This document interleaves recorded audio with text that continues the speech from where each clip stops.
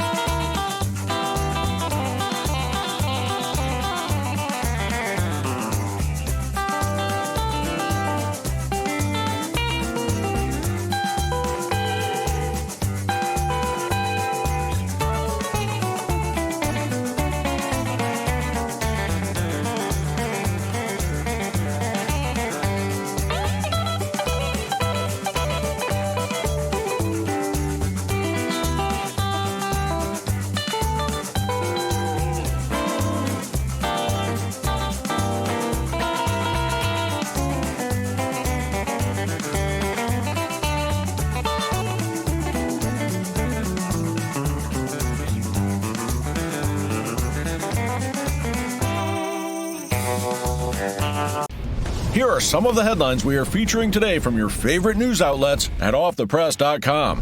The Obama-era program to grant amnesty to younger illegal immigrants appears headed to the Supreme Court. A federal judge ruled it illegal, but also kept the so-called DACA program in place until the High Court decides on the fate of about 700,000 illegals. In another federal court, a judge gave gun groups a big win by temporarily ending a controversial New Mexico ban on carrying firearms. The judge said the ban imposed by the state's Democratic governor violated the Second Amendment. We're learning new details about how police in Pennsylvania caught an escaped murder convict. It turns out that a dog named Yoda sniffed him out, and the con had the bite marks to show for it. And the tech world has its eyes on Europe today to see if other countries follow France's lead in banning sales of the iPhone 12 due to concerns about radiation. For stories like these and more updates all day long from your favorite news outlets, go to offthepress.com.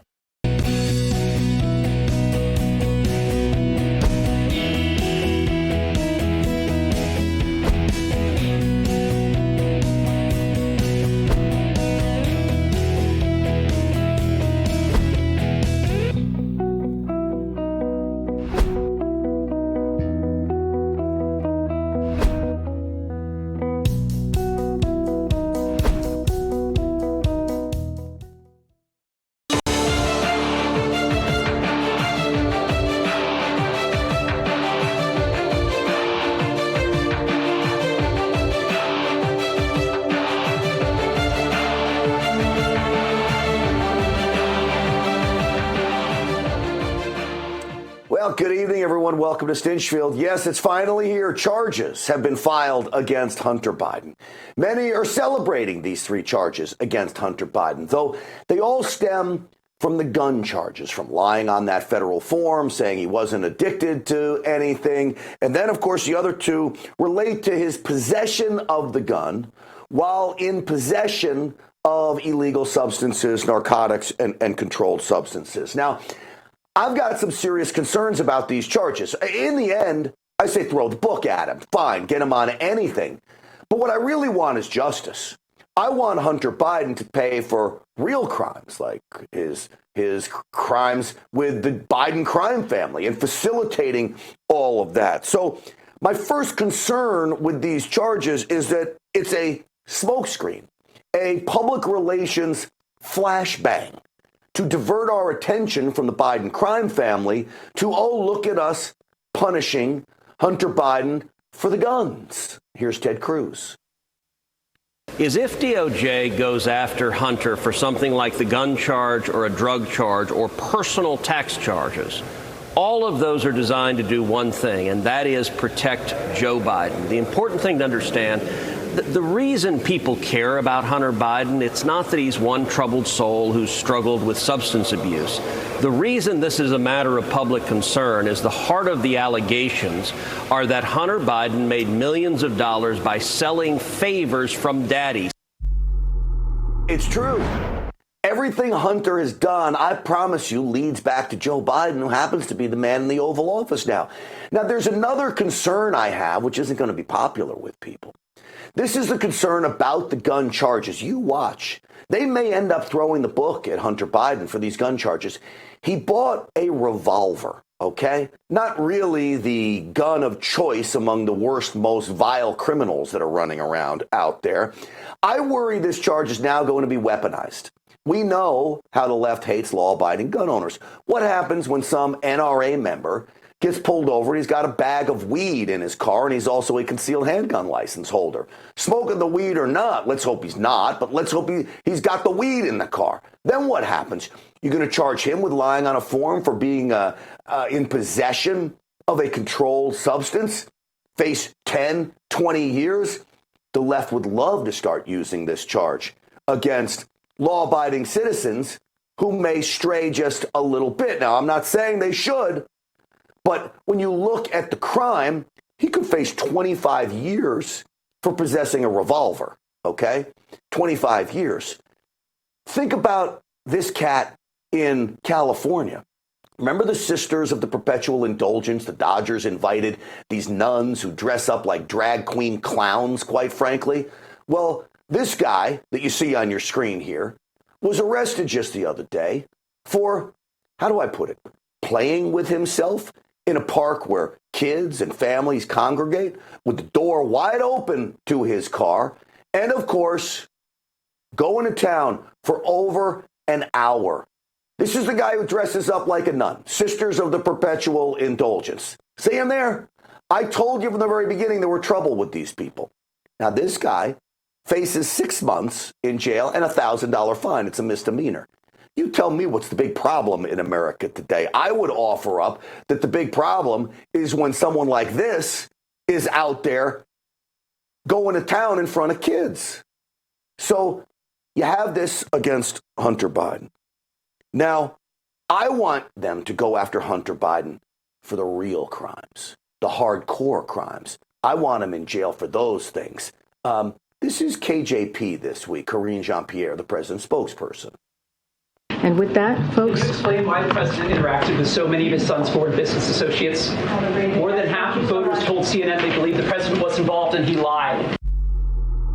Well, she walks out. That right there alone tells you the whole story. They don't want to talk about Hunter. Oh, fine, get him on the gun charges, but don't get him on the Foreign Agents Registration Act. We know he was acting as a foreign agent. He's on emails with Joe Biden. Joe Biden using an alias, by the way, a phony email address to talk about all kinds of foreign policy and business and things of that nature. We know that he's committed that crime. What about the tax issues? And maybe the most pressing issue, time-sensitive issue, is the allegation surrounding Hunter Biden and his escapades with alleged underage minor females. How about that? But no, they'll go after him with the gun charge, take your focus away from everything else, and put it on the guns. I want him to pay, as well as Joe Biden, for the Biden crime family, the corruption in Ukraine, in Belarus, in China, in Russia, and the list goes on and on and on. So why don't we just subpoena Hunter Biden once and for all, for crying out loud? But if you subpoena him, he then has to. Well, he can fight the subpoena in court. It's very difficult. You know, I think if it were easy to get a president or their son in front of a House committee, the January 6th committee probably would have done that with Donald Trump. Hunter Biden is not the president of the United States or former president of the United States. I don't care whether you have to fight it in court or the squared circle of WWE. But you fight this and you get him in front. You know he's going to take the fifth. Fine. Let him take the fifth in front of the world when you ask Hunter Biden poignant questions about him and his father and what they were engaged with. All of this goes back to weak Republicans. All of it leaves us tired. All of us leave us at a point where we're fed up. We just want fighters. You know who the supposed leader is? Speaker McCarthy.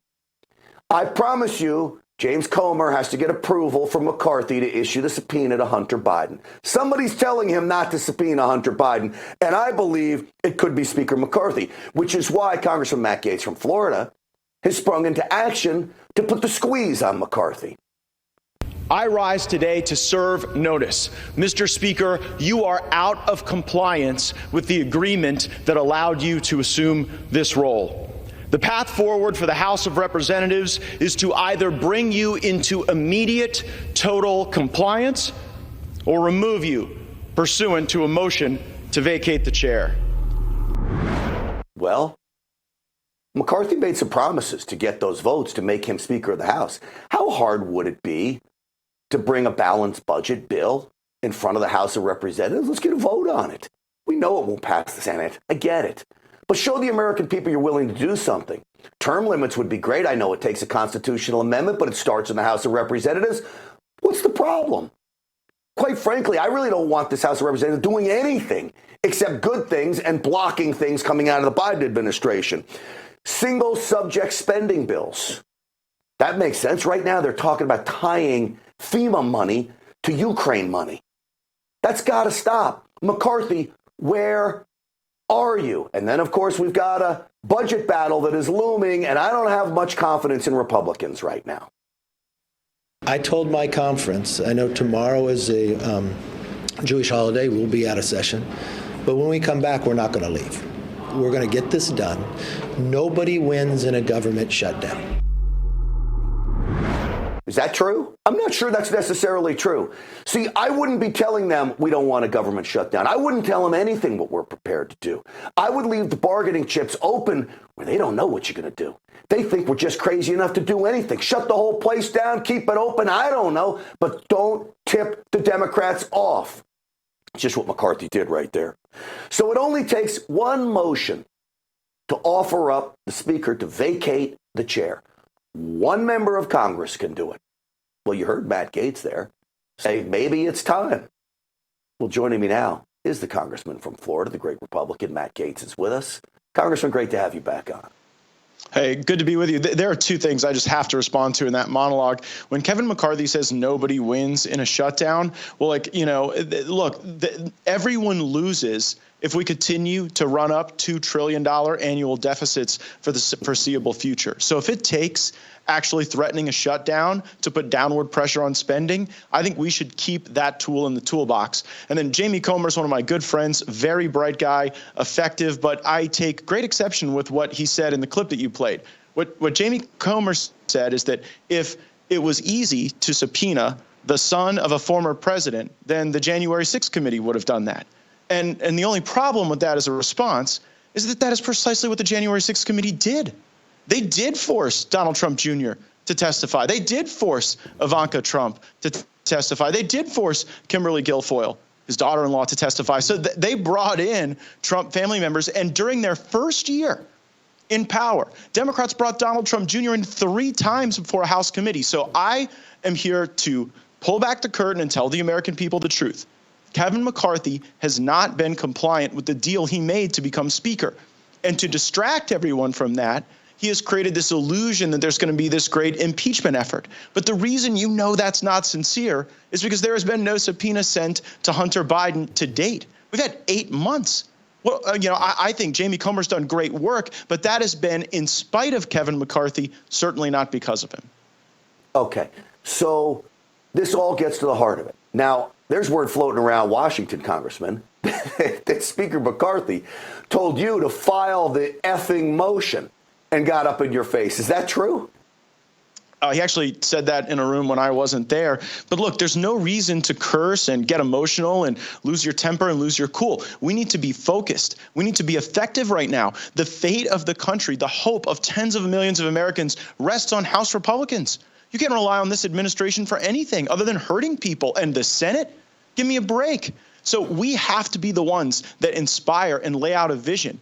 And September 30th, the time we had to develop a Republican plan, we knew what day on the calendar September 30th was going to fall, on September 30th. And yet here we are without the very individual spending bills on each of the agencies that allow us to lay that vision out and root out the weaponization. I will not vote for a continuing resolution, Grant. They are asking for us to vote for a continuing resolution that continues Joe Biden's policies, that continues the deal that Nancy Pelosi made with Mitch McConnell, and most importantly, any vote for a continuing resolution continues the election interference of Jack Smith, and I will not do that.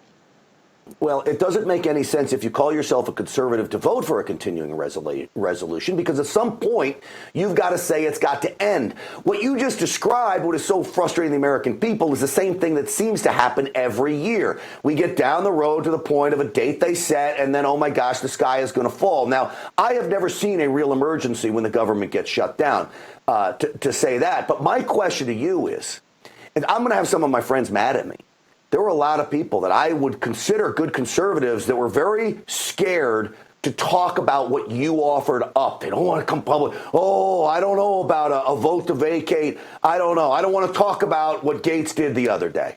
Well, by the way, you know why they don't want to talk about it? There's a reason they don't want to talk about it. Because out in the country, Republicans, conservatives, a lot of Americans are with me. They want to vote on term limits. They want to vote on balanced budget. They know that after 8 months of Kevin McCarthy, he is not equipped to lead us through those battles to get America back on the right track. I am here in Congress because I want us to be ready for the second term of Donald Trump. And I know we weren't ready for the first one with folks like Paul Ryan in charge. And with Kevin McCarthy, we see this failure theater continue to play out. But the reason your buddies in Congress and my friends don't want to answer these questions is because they know back in their districts, the people who support them ascribe to my view that we have to change this place and we have to use these moments of leverage to do it.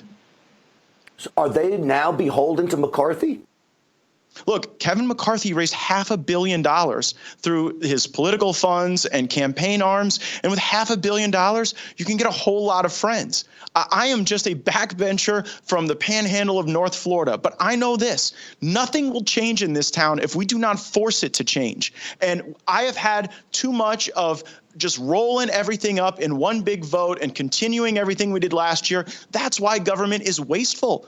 That's why we're spending more, $2 trillion more than we're taking in, because the individualized programmatic review doesn't ever occur. And some of my conservative colleagues are trying to float the idea that a 5% cut in government over a 30-day period would somehow be a win. Grant, do you think that there is a single agency of government that would fundamentally change with a 5% cut that only lasted 30 days? Well, of course not. That's why we have to be a lot bolder. And I think if we lay this vision out, it will not just be Republicans. Democrats and independents see how government spending is driving inflation, crushing what people have spent their entire lives to accumulate. We've got a chance to stand and fight now. I will hold the line. There are several who will stand with me. And even if it is a small group, our hope and our prayer is that political courage will be contagious and that we will take this fight to Kevin McCarthy that he seems to want. All right, hard numbers.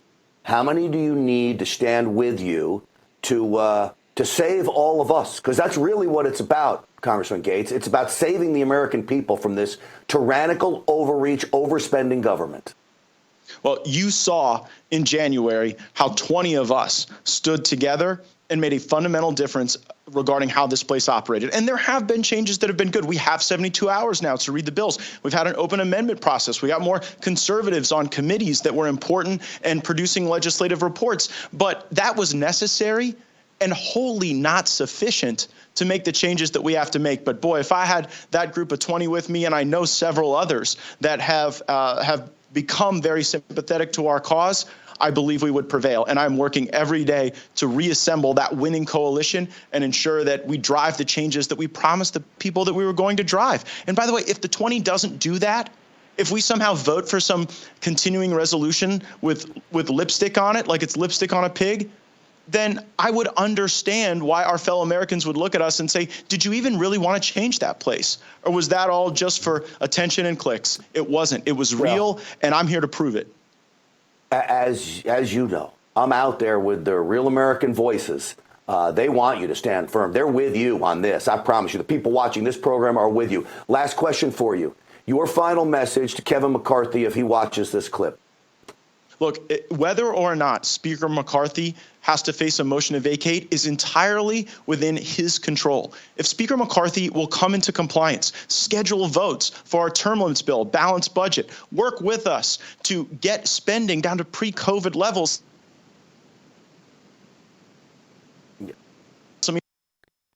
Well, we ought to be able to really do some progress in reversing those Biden policies that we're against. And if we were able to do that together as a team, he could save his speakership and actually could be an inspirational, positive, motivating moment. And my message to him, if he's watching, is to seize that opportunity. Let's work together and get these things done for the American people. You know, as I'll leave you with this, I don't understand why he doesn't bring those things to the forefront. It's so easy. There's really no political ramifications for bringing that to the floor. It doesn't make any sense unless you start to wonder who is he beholden to that he refuses to bring this stuff to the floor. He's got to do it. He won't. And it leaves all of us with a lot of questions, Congressman Gates. Well, I am not known in this town for being a particularly patient man. And if we go back into the world of continuing resolutions, then I expect we're going to be having votes on changes in leadership pretty soon thereafter. Matt Gaetz, I appreciate you coming on and sharing your thoughts with us on these very, very important times. I appreciate you, buddy. Thank you. Thank you, Grant. All right, folks. Officials around the world are pushing the new COVID vaccine. But some of them, wait to hear this, that guy never even took the first vaccine. He's the one that's been pushing it from the beginning. His admission, that's the leader of the World Health Organization. Next.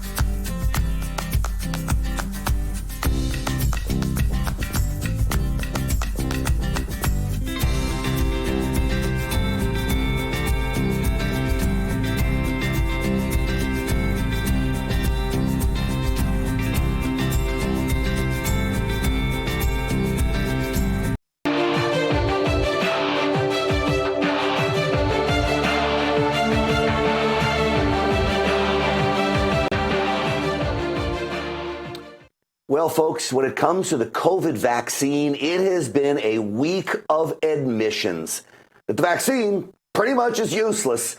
This is the governor of New York. Tell everybody, don't rely on the fact that you had a vaccine in the past. It will not help you this time around. It will not help you this time. It's useless. It's not going to help you. So now they're saying you got to get another vaccine. So you have all of the usual suspects, the United Nations, the World Health Organization, the FDA, the CDC, all pushing this new vaccine, when in reality, many of the people here that are pushing this vaccine apparently never took the first one. The worst culprit, I couldn't believe this is not the front page of every major paper, every newscast in America, is this Dr. Tedros, who leads the World Health Organization. They've been at the forefront of making sure you get the jab. Watch what he told a reporter. You got your first shot when? Still I feel like I know where I belong. In a poor country called Ethiopia, in a poor continent called Africa, and wanted to wait until Africa and other countries in other regions, low-income countries, start vaccination. So I was protesting, in other words, because we're failing. Now, hold on a second. Because Ethiopians have not all been vaxxed, so he's going to hold off getting it. Does anybody out there believe him? Wouldn't he want to be the shining example for his country? I've got it. We're going to work hard to get you the vaccine. No, he doesn't want to take it because he's suspect of it, as well he should be. Yet watch him push this thing like nobody's business. One of WHO's biggest concerns is the low level of at-risk people who have received a dose of COVID-19 vaccine recently. Our message is not to wait to get an additional dose if it's recommended for you. The increase in hospitalizations and deaths... Give me a break. Don't push it on us when you're not taking it. Nobody buys your nonsense. There is word that many of the major pharmaceutical companies that manufacture the vaccine, many of the executives there have not taken it. That's the word that I'm getting. And so now they've got this new, well, I call it a booster, but they don't want us calling it that. They want us calling it an annual vaccine. Why? Because none of the previous ones worked, and they're probably not going to work in the future. This is all about money. This new annual vaccine, the trial that I saw out of Canada had 50 people in it with no control group over the course of 20 days. You tell me how that's a legitimate study. That is medical malpractice. That is medical malfeasance. And it's bad news all the way around. In fact, I think it's fraudulent to tell people this has been studied with only 50 people over the course of 20 days. This is why Dr. Barkey, who's come on this program, you know he's a great expert when it comes to this stuff, one of the first original America's Frontline doctors, says there are no real trials to this. That, by the way, Grant, this new vaccine has not actually been tested. We don't know if it's going to work.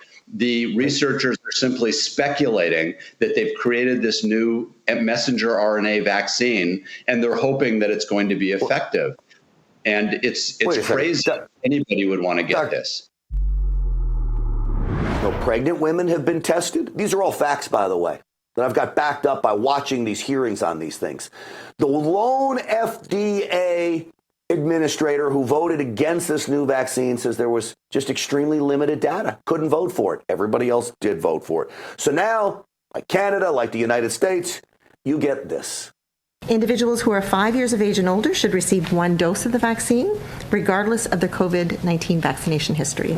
And children between 6 months and 4 years of age should receive 2 doses if they have not previously been vaccinated with the COVID-19 vaccine. And if they have been previously vaccinated with 1 or more doses, they should receive a single dose. All of you know I broadcast from Dallas, but my favorite New York saying as a New York Italian is ugats. I'm not doing it. My kids aren't doing it. I'm going to tell everybody I know not to do it. You all are nuts, okay? Nuts. And sadly, it's about money, control, and power. Well, there are options out there for you, okay? The CEO of the Wellness Company now joins me, the group associated with Dr. Peter McCullough. You see him on this program all the time. You can find all sorts of treatments there to help you and your family stay safe. Treatments that don't involve the vaccine. Peter Gillooly joins us now, the CEO of that company. Peter, welcome to the program. Thanks, Grant. Happy to be here. Peter, the head of the World Health Organization just admitted he doesn't take the vaccine. Are you as surprised as I was when I first saw that?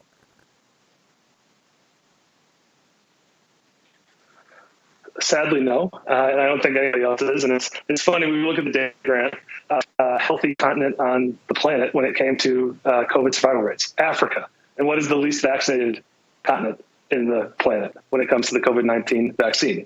Africa. That's not a coincidence. Dr. Tedros knows this, and he's no dummy. He's not going to get this shot. He never will get this shot. You saw what happened to his colleagues at Pfizer, for instance, when the CEO shot.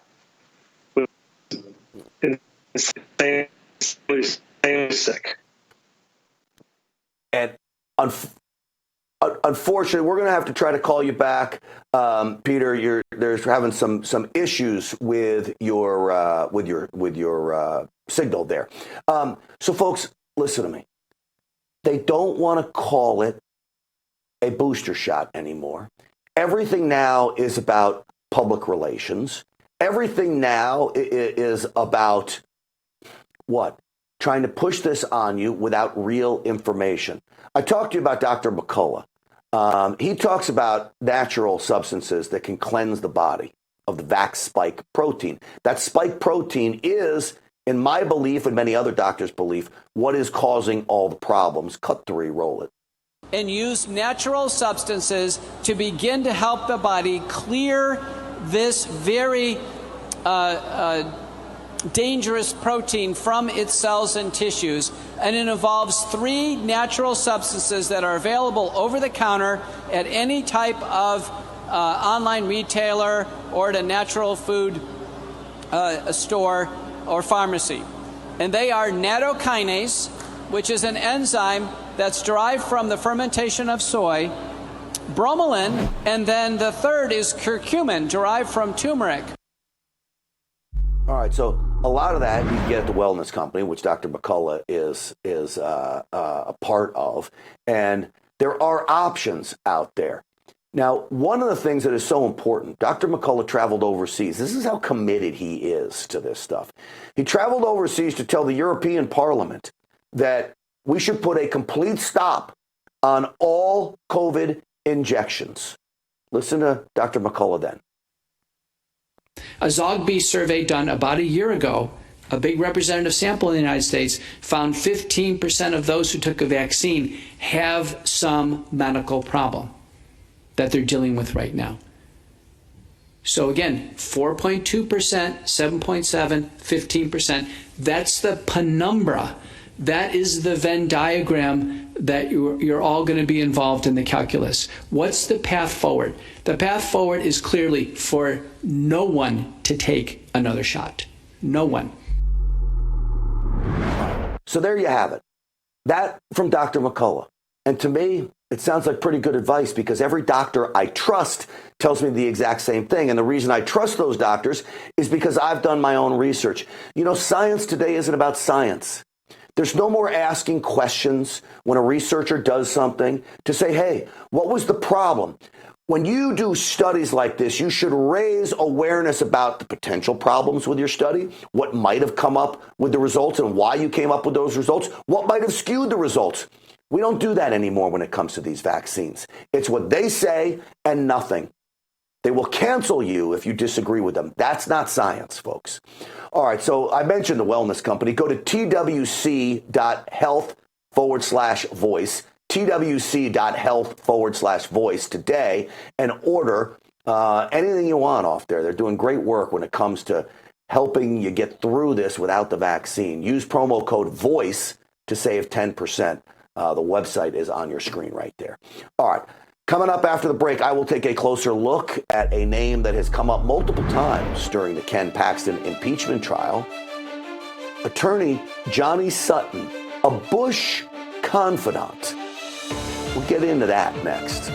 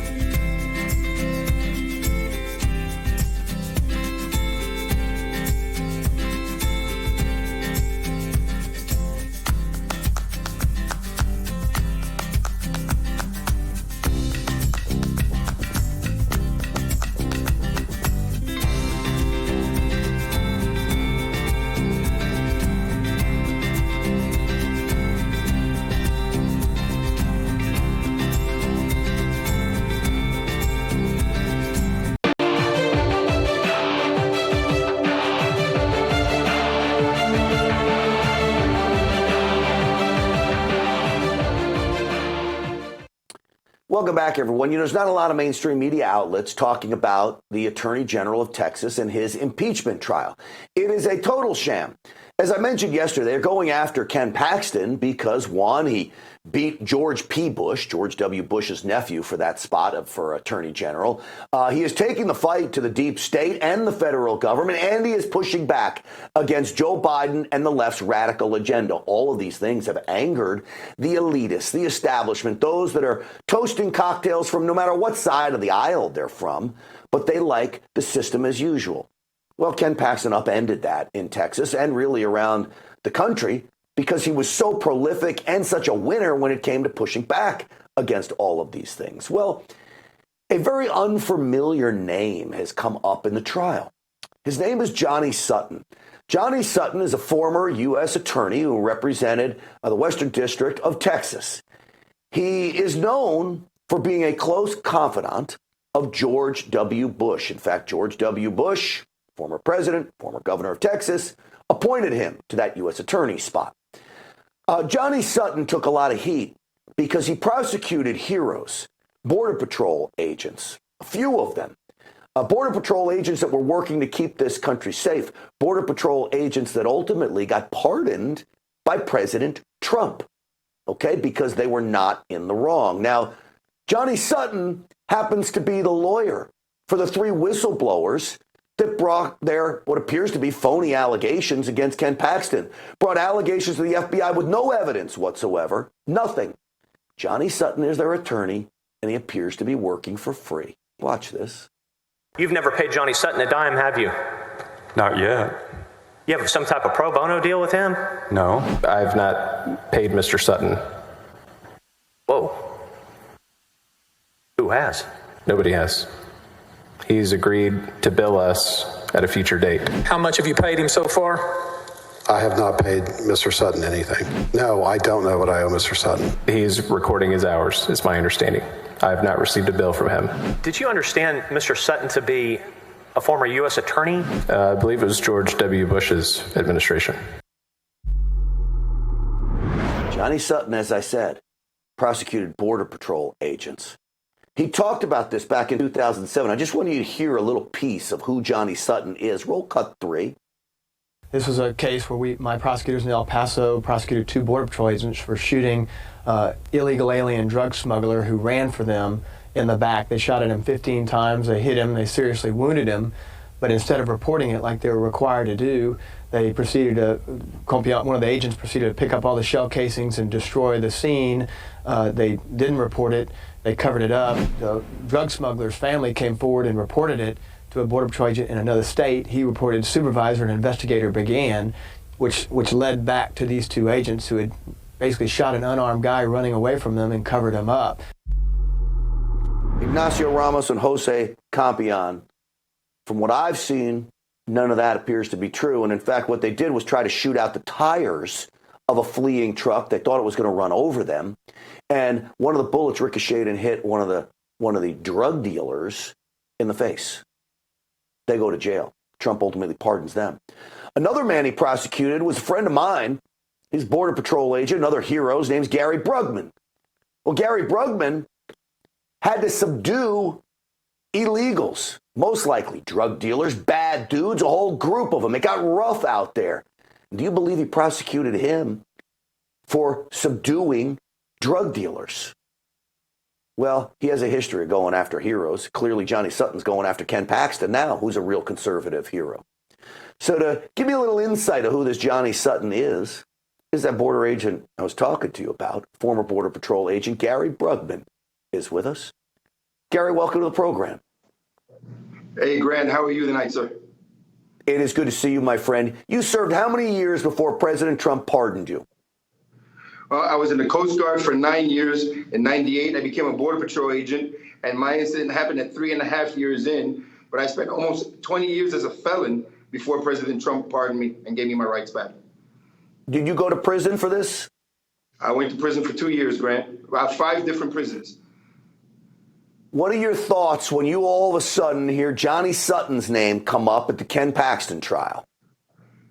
You know, I thought Ken Paxton was a good attorney general. He went after Biden. I think he was doing the right things. When these charges came up against him, I didn't know what to think. I was like, man, that doesn't sound right, but it is what it is, right? As soon as I found out Johnny Sutton was involved, it seals the deal.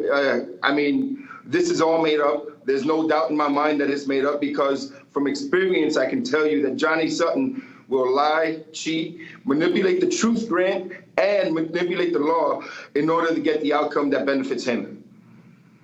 You know, it was George W. Bush's administration. Johnny Sutton was one of the U.S. attorneys working for him then, that prosecuted you and the other 2 Border Patrol agents, who to this day I still look at as heroes. Gary, I told you that. I think you're a hero, and I think those other 2 are heroes. What is your feelings about George W. Bush now looking back at the history of this? Now it looks like he's involved, his people are involved with the persecution of Ken Paxton. Does any of that surprise you? Not right now. It would have before, because when I first came to work the border in Texas in '98, George Bush was governor, and I thought he was a good governor coming from New York. And but right now, my opinion on the Bushes have changed. Johnny Sutton is a Bush family flunky. They've known each other, and I believe he rode George W.'s coattails all the way up to the position that he was at. I mean, he became the criminal justice policy director when he was governor, and he became U.S. attorney when he was president. And right now he's just continuing to ruin careers in Ken Paxton. What did he do to get convictions of you and the other 2 Border Patrol agents? Did he make stuff up, change stories? When you heard him describe the other 2 gentlemen's cases, what's going through your mind? Well, in my case in particular, Grant, he coerced a trainee agent. He had 4 days on the job when this incident happened. Coerced him to lie and to perjure himself. The trainee changed the time of day. He ridded a convicted drug smuggler that I arrested in a completely different case. This drug smuggler body slammed me on the ground and was choking me out.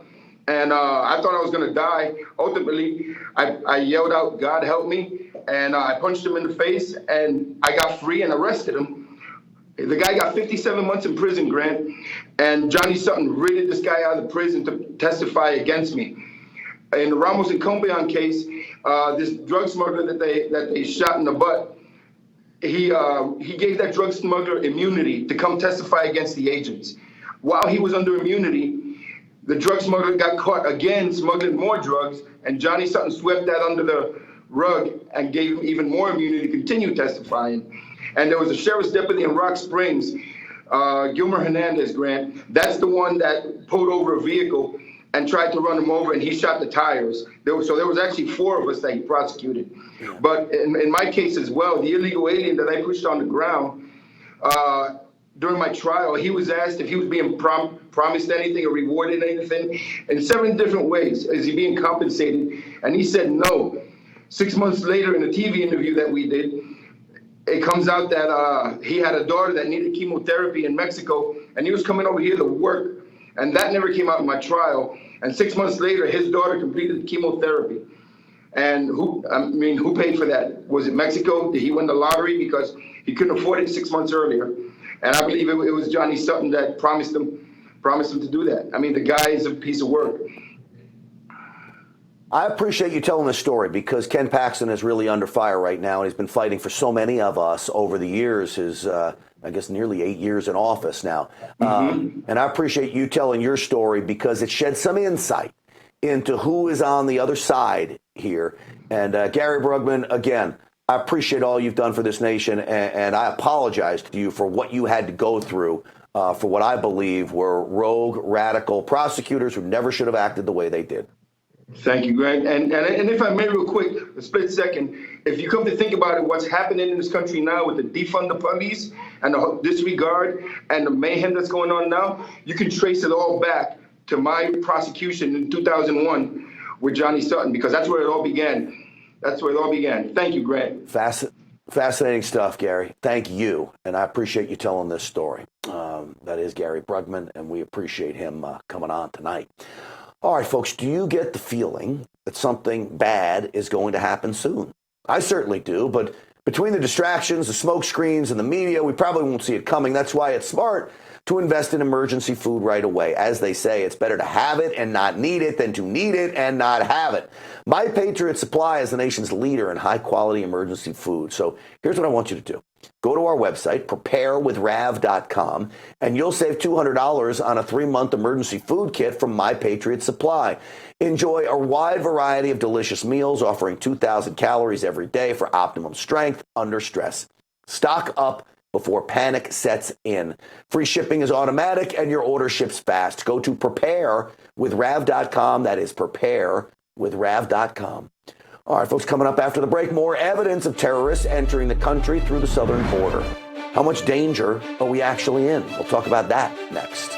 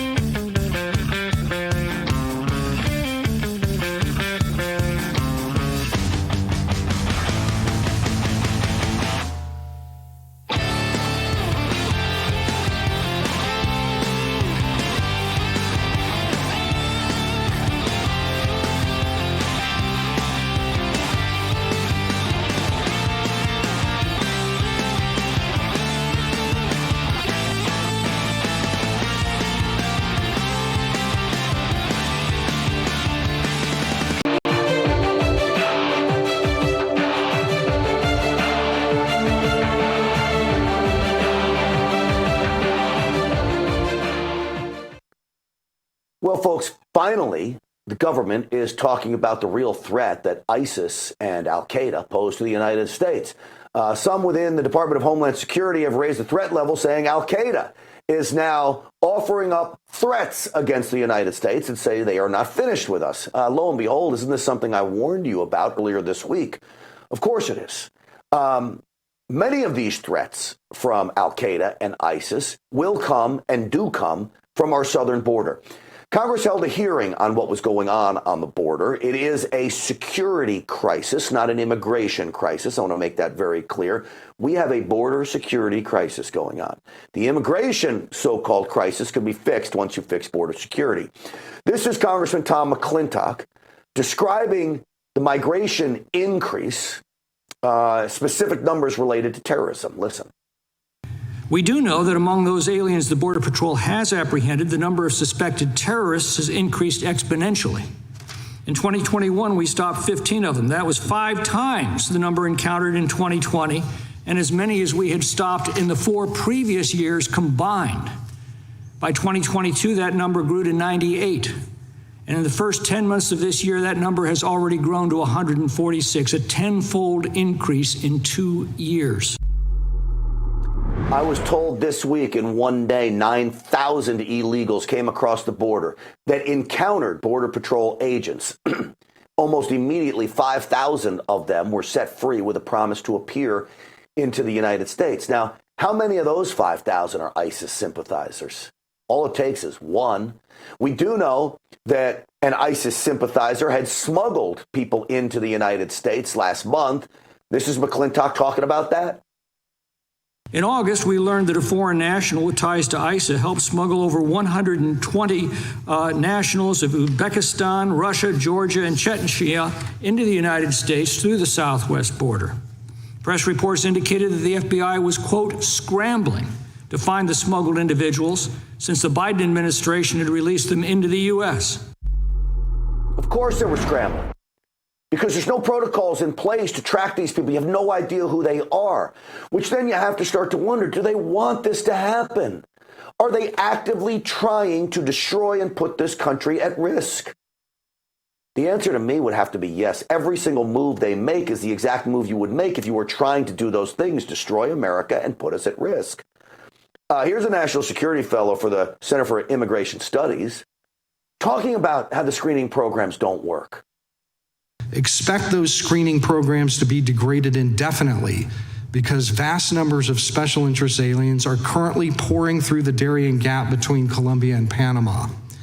Usually 10,000 migrants or less pass through the gap. In 2023, however, 300,000 plus have gone through the gap, and whereas only 3,000 or 4,000 special interest aliens among them reached our southern border annually, the Daily Caller just reported that 75,000 came in just the last 9 months. DHS cannot possibly vet or even interview a fraction of these numbers. How depressing is this? Literally, they are going to end up on your doorstep, in your house. Many of them may be well-intentioned. Many of them most certainly are not. This needs to be gotten under control. Right now, the Biden administration is not doing that. All right, I need to lighten up a little bit, right, with all this stuff going on. So let's talk about something I think was pretty hilarious. Did you see this video of the mummified alien remains? These were presented to the Congress in Mexico yesterday, okay? To me, they look a little too much like a Hollywood depiction. Is that a baby E.T. or what? I don't buy it. I don't believe it. I don't think they're real. They claim that they took DNA from these non-human creatures and proved that they are non-human. I still don't buy it. Again, apparently they were found in the algae mines in Peru. One of them had eggs inside, and they did a body scan, lo and behold.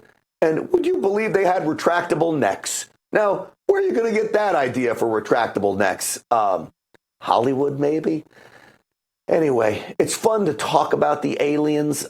This on the heels of a NASA report that just released, saying this UFO report that's out says more science and less stigma is needed to understand these unidentified flying objects, UFOs.